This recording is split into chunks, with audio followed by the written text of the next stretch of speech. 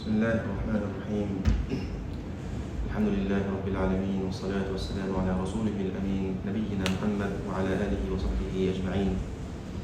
سبحانك لا علم لنا إلا ما علمتنا إنك أنت العليم الحكيم. اللهم علمنا ما ينفعنا وانفعنا بما علمتنا وزدنا علما. اللهم ارزقنا الإخلاص والعمل الصالح ومتابعة النبي صلى الله عليه وسلم.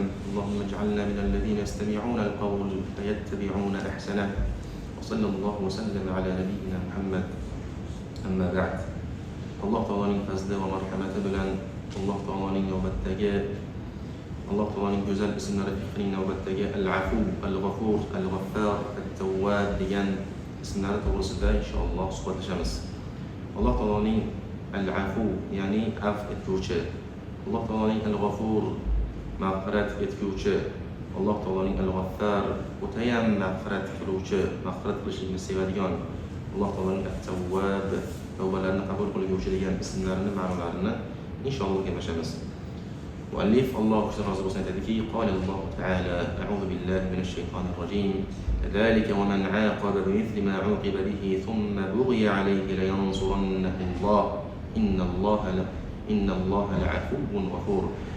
Haj surasining 60-oyatida Alloh taolo aytadiki: Zalik, kim o'ziga iqob qilinganiga o'xshash iqob qilsa-yu, so'ngra unga yana tajovuz qilinsa, albatta Alloh taolo unga nusrat beradi. Albatta Alloh afli va marhamatli bo'lgan zotdir deyapti. Alloh taolo aytadi: Qala ta'ala, fa ulaika asallohu an ya'fu anhum va kana Allohu afuwan ghafura. Nisa surasining 99-oyatida Alloh taolo aytadiki: bas ana o'shalar, shoyat Alloh ularni afv etsa, va Alloh afv etuvchi va g'afur bo'lgan zot edi. Va yatuballohu alal mu'minina wal mu'minati va kana Allohu g'afurar rahima. Ahzob surasi 70-oyat. Va qala ta'ala, yaghfiru liman yasha'u va yu'adhibu man yasha'u va kana Allohu g'afurar rahima. Fath surasining 14-oyatida Alloh taolo xohlaganini mag'firat qiladi va xohlaganini azoblaydi va Alloh mag'firatli va rahmdil zotdir. وقال تعالى: وإني لغفار لمن تاب وآمن وعمل صالحا ثم اهتدى. Toha surasining 82-oyatida Alloh taolo aytadiki: va albatta men kimki tavba qilib va iymon keltirib va solih amal qilgandan keyin so'ng hidoyat topadigan bo'lsa, men u uchun mag'firatlimandir deyapti. وقال تعالى: وأنا التواب الرحيم. va men Baqara surasining 160-oyatida va men tavbalarni qabul qilguvchi va rahmdil bo'lgan zotman deb turib Alloh taolo haqida aytibdi. Al-Afu. Alloh taoloning Al-Afu degan ismining ma'nosi huwa allazi yamhu as-sayyi'at. Al-Afu degani af etguvchi degani, af etishlik degani Alloh taolo u shunday zotki, sayyi'atlarni, gunohlarni shunday o'chirib yuboradi. Bo'lmaganini qilib qo'yadi. Va yatajavazu anil ma'asi, va gunohlardan o'tib beradi. Mana shuni af etishlik deydi. Va huwa qaribun minal ghafur. Mag'firat, gunohlarni mag'firat etishlik degan ma'nosiga Alloh taoloning ismining ma'nosiga yaqindir bu.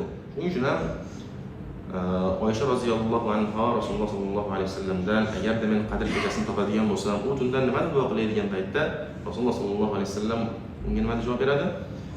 Aytingki: Allohumma innaka afuwwun tuhibbul afwa fa'fu anni. Allohim, albatta sen afv etguvchi bo'lgan zotsan va afv etishlikni suyasan va bas meni afv etgan. Ya'ni gunohlarimni shunday o'chirib yuborgan degan ma'noni anglatadi. Tawwabning ma'nosi nima? Huwa allazi yatubu ala man yasha'u min ibadihi bit-tawfiq lit-tawbah. At-Tawwab degan Alloh taoloning ismi shundayki, u Alloh taolo bandalaridan xohlaganiga o'ziga qaytishlik tavfiqini beradi-da va ulardan tavbalarini qabul qiladi. Alloh taolo xohlagan bandasiga tavfiq beradi, ya'ni muvaffaq qo'yadi tavba qilishlikka. Tavba qilib olishlikka imkoniyat berib qo'yadi-da bandalarining xohlaganlariga. Hammasiga emas. Alloh taolo o'zi tanlab olgan bandalariga tavfiq ne'matini beradi, gunohlariga tavba qilib olishlikka. So'ng ulardan tavbalarini qabul qiladi. Alloh taolo aytganidek: "Thumma taba alayhim liyatubu. Innalloha huvat-tawwabur rahim." Tavba surasining 118-oyatida Alloh taolo aytadiki, so'ng Alloh taolo ularni tavba qilib olishliklari uchun ularga tavba eshigini ochdi. Innalloha huvat-tawwabur rahim. Albatta Alloh udir tavbalarni qabul qilguvchi va rahmdil bo'lgan zotdir. Va bil qabuli laha كما قال سبحانه وهو الذي يقبل التوبة عن عباده ويعفو عن السيئات ويعلم ما تفعلون. Shura surasining 25-oyatda Alloh taolo aytganidek, va u tavbalarni qabul qiladi. Aytadiki, va u shunday zotki, tavbalarni o'z bandalaridan qabul qiladi va gunohlarni afv etadi va sizlar nimalar qilayotganlarini bilib turadi. U Allohdir. والتقصير الواقع من الخلق يقتضي العقوبات المتنوعة. Muallif Alloh shariat asosida aytadiki, o'zi aslida bandalardan yuz beradigan xatolar turli uqubatlarni o'zi muqtazo qiladi, ya'ni taqozo qiladi. Insonlar agarda qilayotgan gunohlariga yarasha hisoblanganda, aslida ularga yarasha jazosini olish kerak. Insonlar hammasi, kofir va musulmon, qilayotgan gunohlariga yarasha uqubatlarni, turli uqubatlarni aslida olish kerak. Lekin Alloh taolo afvi bilan, o'zini al-afu degan ism va sifati bilan ularni kechirib qo'yadi. Ularni kechirib qo'yadi. Kofirlarni azoblarini qiyomatga olib qo'yaman deyapti. Va musulmonlarni esa ularga tavfiq ne'matini beradi-da, gunohlariga tavba qilib olishlik uchun ularga tavba eshigini ochib qo'yadi-da va tavba qilib olishlikka muvaffaq qilib qo'yadi. Mana shu al-afu degan ism va sifati bilan Alloh taolo rahim qilar ekan bashariyatga. Ya'ni insonlarning hammasiga rahim qilar ekan. Garchi kofirlarga ham. Kofirlar ham ular jarimalarni qilaveradi, ammo ularni gunohlariga yarasha azoblamasdan Alloh taolo ularni tik qo'yib turadi. Qiyomatda ularni Alloh taolo o'zi biladi nima qilishni deyapti. Va yana Alloh taolo shunga o'xshash Nahl surasida ham aytadiki, 61-oyatida: "Va law yu'akhidullohu an-nasa bi zulmihim ma taraka 'alayha min dabba, ولكن يؤخرهم إلى أجل مسمى فإذا جاء أجلهم لا يستأخرون ساعة ولا يستقدمون." Va garchi Alloh taolo insonlarni zulmlariga yarasha ushlaganida, ya'ni azoblamoqchi bo'lganida, yer yuzida, yer ustida biror bir jonzotni yuruvchi, sudralib yuruvchi narsani qoldirmasdi. Va lekin Alloh ularni belgilangan ajalga, belgilangan vaqtga ularni kechirib qo'yadi. Qachonki endi ularni belgilangan vaqtlari kelganda, qiyomat qoyim bo'lganda, hisob kitob kuni bo'lganda, la yastakhiruna anhu sa'a. Biror bir soat ham ulardan kechirib olmaslar, kechirib olmaydi ham, va la yastaqdimun, va undan erta ham qilib olishmaydilar ular. Va min hada al-bab ma warada fi as-sahihayn من حديث أبي موسى الأشعري رضي الله عنه قال: قال رسول الله صلى الله عليه وسلم: ليس أحد أو ليس شيء أصبر على أذى سمعه من الله إنهم ليدعون له ولدا وإنه ليعافيهم ويرزقهم. İmam Buxoriy va Imom Muslimning hadisda kelgan, rivoyatga kelgan Abu Musa al-Ash'ari radhiyallohu anhu dan rivoyat qilingan hadisda Rasululloh sallallohu alayhi vasallam mana shunday dedilar: Alloh taolodan ham ko'proq sabrli bo'lgan, eshitgan aziyatlarga sabr qilguvchiroq bo'lgan zot yo'qdir deb turib Rasululloh sallallohu alayhi vasallam aytibdi. Chunki albatta ular, ya'ni kofirlar, Alloh taoloni bolasi bor deb turib chaqiradilar, duo qiladilar. Alloh taoloni kofirlar, nasroniylar nima deydi? Alloh taoloni Masih o'g'li deyshadi. Yahudiylardan Uzayr o'g'li deganlari chiqqan. Ular Alloh taoloni bolasi bor deb turib duo qiladiganlardir. Ya'ni ular Alloh taologa aziyat beradi so'zlari bilan. Deb turib Rasululloh sollallohu alayhi vasallam aytdiki, aziyat eshitgan aziyatlariga Alloh taoloda sabrliroq zot yo'qdir deb turib Rasululloh sollallohu alayhi vasallam aytibdi. Va innahu la yu'afihim va yarzuquhum. Shunday deyishlariga qaramasdan Alloh taolo ularni afv etib turaveradi va rizqlarini berib turaveradi deyapti. Kofirlarni afv etish qanday bo'lar ekan? Ularni tek qo'yib qo'yadi. Bu dunyoda azoblamaydi. Mana shu ular uchun nima bo'lar ekan? Alloh taoloning al-afu degan ismidan ularning nasibasi shu ekan. Ism va sifatdan kofirlar nasibasi bu dunyoda azoblanmasdan turib turish ekan. Ammo qiyomatda ular azoblanadi. Musulmonlar esa qilayotgan gunohlariga Alloh taoloning afvi qanday bo'ladi desa, ularni tavba qildirib qo'yadi va gunohlarini kechirib yuboradi, afv etib yuboradi. Demak, musulmonlar bu borada ham yutishadilar. Va afvuhu ta'ala naw'an. Alloh taoloning afvi ikki turli bo'ladi.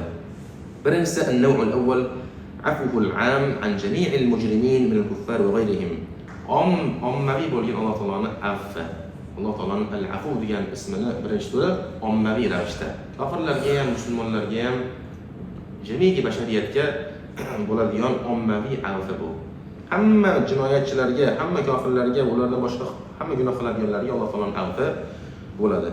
Aytganimizdek, kofirlarni afv etishligi, ularni tek qo'yib qo'yishligi bo'ladi. Musulmonlarni afv etishligi bo'lsa, ularga tobe ishlash boshlagan. Ikkinchi, Alloh taoloni afu degan ismining ikkinchi ma'nosi shuki, bu xos bo'lgan afv etishlikdir.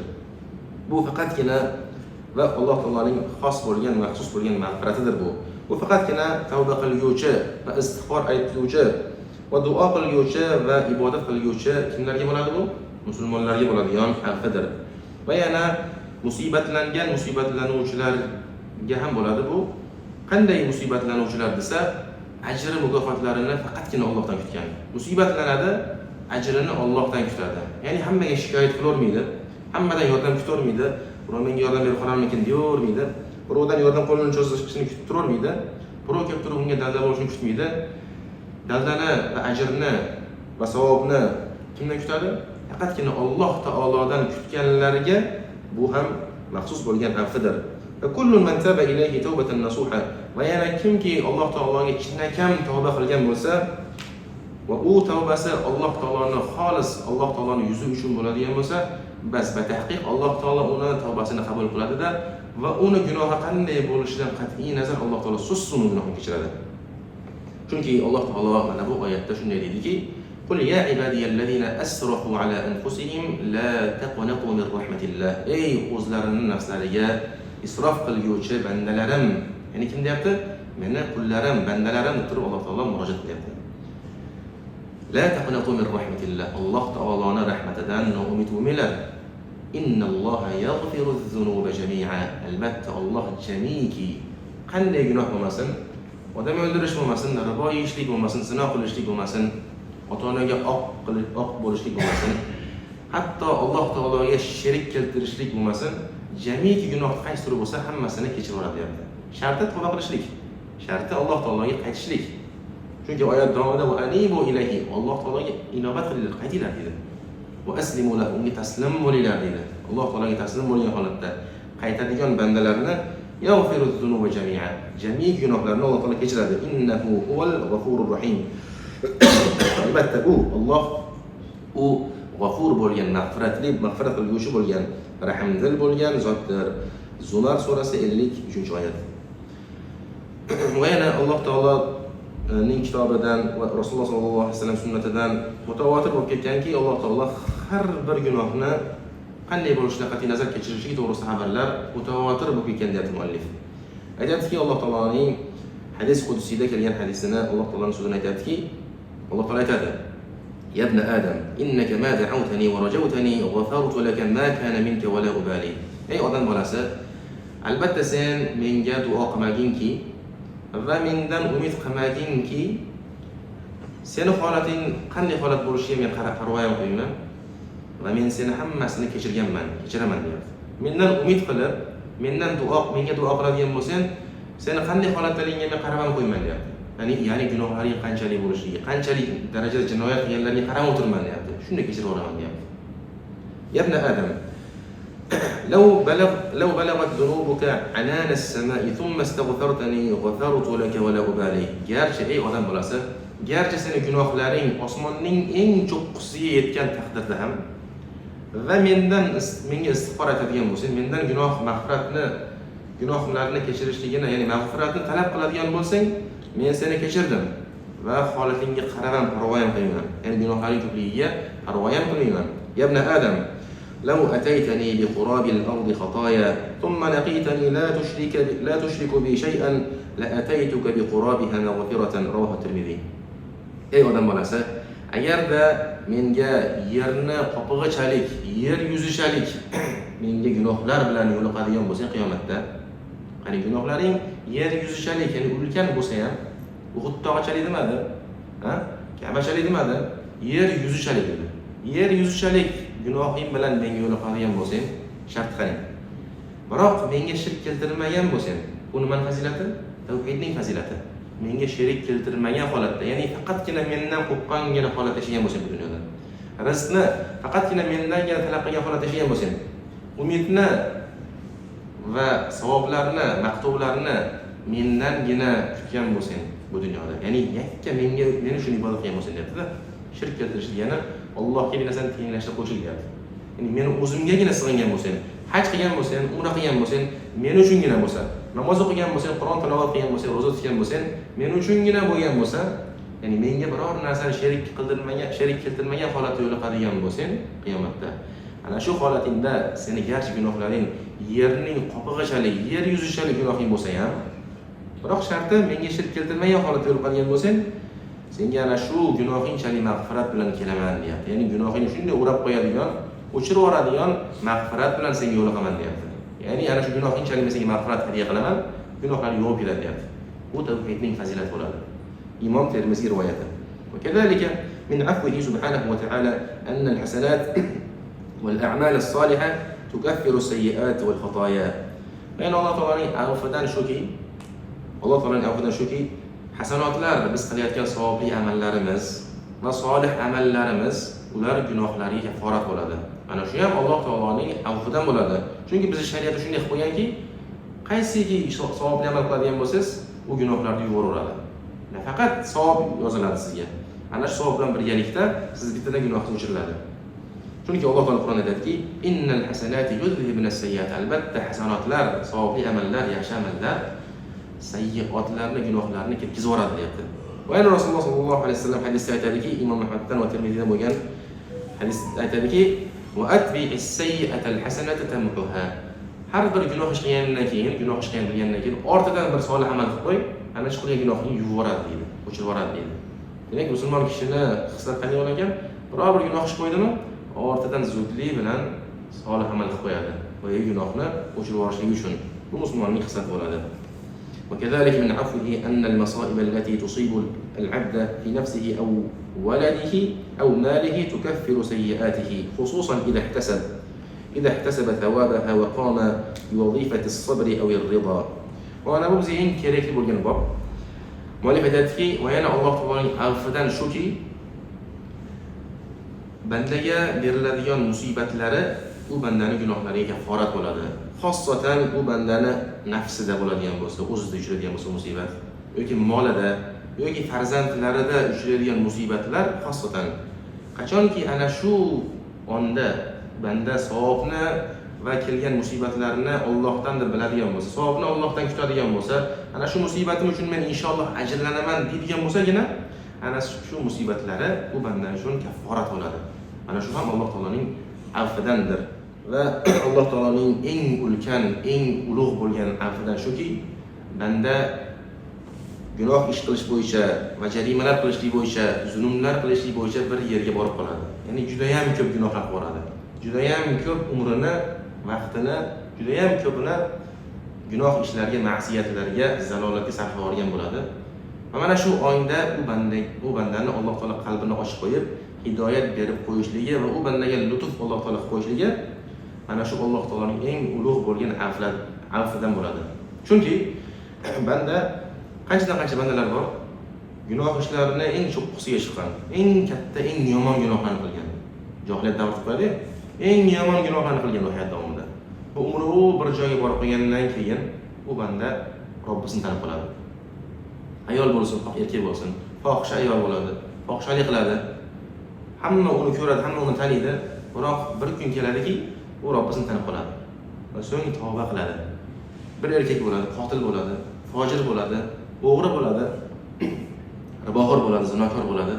Biroq umri bir joyga borgan paytda Alloh taolo taqdir qilgan payt keladiki, u Robbisini tanib qoladi. Mana shu paytda Alloh taolo unga lutf qiladiki va uni qalbini ochib qo'yadi. Mana shu ondan u banda tavba qilishni boshlaydi va Robbisiga qaytadi. Robbisiga qaytib mana shu tavba eshigini unga ochilishligi Alloh taoloning eng ulkan bo'lgan afvidandir, deyapti muallif rahimahulloh. Allohu ashaddu farahan bi tawbati 'abdihi hina yatubu ilayhi min ahadikum. Anas bin Malik radhiyallohu anhu dan rivoyat qilingan Imom Muslimning rivoyat qilgan hadisda Alloh taolo Rasululloh sollallohu alayhi vasallam aytadiki, "Batahqiq Alloh taolo sizlardan birovingiz, ya'ni o'z bandalarini unga tavba qilib qaytganida Alloh taolodaqa shiddatli xursand bo'ladigan zot yo'qdir" deyapti. Ya'ni Alloh taolo juda ham shiddat ila xursand bo'ladiki, qachonki bandasi unga qaytadigan bo'lsa. Banda gunoh ish qilayotgan paytda va zalolat yo'liga kirgan paytda hidoyatni topib turib, Robbisiga qaytgan paytda Alloh taolo shunday shiddat bilan xursand bo'lib ketaganki, uni xabarini Rasululloh sollallohu alayhi vasallam beryapti. Shuning uchun banda bilish kerakki, bilishligi lozimki Robbisini mana shu ismlari bilan mana shunday ism va sifatlari borligini bilish kerak. Va Robbisini mana shunday afv etadigan va tavbalarni hamisha qabul qiladigan, hamisha Alloh taolo qachon banda Robbisiga iltijo qilmasin, qo'lini ko'tarib tavba qilmoqchi bo'lgan paytda Alloh taolo uning tavbasini qabul qilishlik, doimo qabul qilishligini va afv va tawwab ar-rahim degan sifatlarini bilan Alloh taoloni banda tanishiga lozim bo'ladi. Va ta'ammal fi hada al-maqam rawahu al-Bukhari va Muslim fi sahihima. Mana shu o'rinda biz ta'ammul qilishligimiz kerak bo'ladiki, Imom Muslim va Imom Buxoriy o'zlarining sahih kitoblarida rivoyat qilgan hadisni عن أبي هريرة رضي الله عنه عن النبي صلى الله عليه وسلم فيما يحكيه عن ربه عز وجل. من أبو آخر حديث شو ما فيه إن شاء الله. من أبو حديث أبو هريرة رضي الله عنه رواية قال رسول الله صلى الله عليه وسلم أزرب بالساحة قد حكاية قلب أيتلاده. قال الله تعالى أيتلكي أذنب عبد ذنبا فقال اللهم اغفر لي ذنبي فقال تبارك وتعالى أذنب عبدي ذنبا فعلم أن له ربا يغفر الذنب فيأخذ بالذنب. Qachonki bir banda gunoh ish qilgan bo'lsa, va ana shu o'rinda gunoh ish qilgandan keyin Allohumma ighfir li dhanbi, Allohim meni gunohimni kechir deydigan bo'lsa, nima bo'ladi? Mana shu o'rinda Alloh subhanahu va taolo aytar ekanki, mening bandam gunoh ish qildi va bildiki, uni gunohlarini kechiradigan Robbisi borligini bildi. Va aytdiki, Allohim meni kechir dedi deb turib, Alloh taolo uni gunohini shunday kechiradi. Ya'ni Alloh taolo xursand bo'lyapti, qarang. Banda gunoh ish qilib turib, ortidan Allohim gunohini kechir deb qo'yganiga Alloh taolo aytadiki, meni bandam gunoh ish qildi va bildi, Robbisi gunohini kechiradigan Robbisi borligini bildida va mendan mag'firat talab qildi. Men uni kechirdim deyapti. Va yana thumma aada fa adna. Rasululloh aytadiki, so'ng boyagi banda qaytdi va yana gunohiga qaytdi-da va yana gunoh qilib qo'ydi. Faqal aytki, Robbi ighfir li dhanbi. Va yana aytki, Robbim meni gunohimni kechir dedi. O'sha ikkinchi marta qaytadi. Birinchi marta tavba qildi. Ikkinchi marta gunoh qilib, yana nima deyapti? Allohim meni gunohimni kechir deyapti. Faqala tabaraka va taala, shunda Alloh tabaraka va taala aytadiki, Abdi adnaba dhanban fa'alima anna lahu robban yaghfiru adh-dhanb fayakhudhu bidh-dhanb. Va yana Alloh taolo aytadiki, meni bandam gunoh qilib qo'ydi-da va yana bildiki, uni mag'firat qilguvchi, gunohini kechiruvchi Robbisi borligini bilib, mendan mag'firat talab qilyapti. Men uni kechirdim deyapti. Thumma aad fa adnab. So'ng boyagi banda yana qaytib turib gunoh qilib qo'ydi. Uchinchi marta bo'lyapti. Faqal Robbi ighfir li dhanbi. Robbim meni gunohimni kechirib tur, yana gunoh qilgandan keyin uchinchi marta yana boyagi banda aytayapti. Shunda Alloh taolo aytadiki, meni bandam gunoh qilib qo'ydi va bildi gunohini kechiruvchi Robbisi borligini. Men uni gunohini kechirdim deb turib davomida endi uchinchisi aytadiki, modomiki shunday ekansan, bilganingni qilaver, men seni kechirdim deyapti. Modomiki shunday ekansan, men seni hamma gunohini qilib kechirib yubordim, bilganingni qilaver deyapti. Nima deyman senga? Alloh taolodan umid borligiga, Alloh taolodan Robbisidan umid borligiga gunoh ish qilsa ham nima deyapti? Bilganingni qilaver, men seni kechirib yubordim deyapti. Qanday gunoh ish qilmagan, seni kechirib yubordim. Modomiki holating shunday ekan, ya'ni holating shunday ekan degani, modomiki Robbingdan umid qilib, gunohingni umid qilib, kechirishini umid qilar ekansan, istig'for aytar ekansan, qilgan gunohingni orqasidan Alloh meni kechir der ekansan, qanday holatda bo'lmagan, seni gunohlaring hammasini kechirib yubordim deyapti. Demak, bu juda ham ulug' hadis bu. Demak, Alloh taolo juda ham bandalariga mehribon. Shuning uchun ulamolar aytadi-ku, ko'p aytganmiz buni. Gunoh ish qilmasdan Allohim meni gunohimni kechir demaydigan obid, solih bandadan ko'ra, gunoh ish qilmasdan istig'for aytmay yuradigan bandadan ko'ra, gohida gunoh ish qo'yib turib, ortidan istig'for aytib yuradigan banda Alloh taologa suyukliroqdir.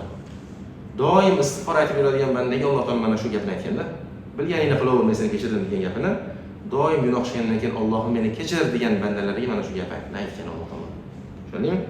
هذا والله أعلم وصلى الله وسلم على نبينا محمد وآخر دعوانا الحمد لله رب العالمين. السلام عليكم ورحمة الله وبركاته.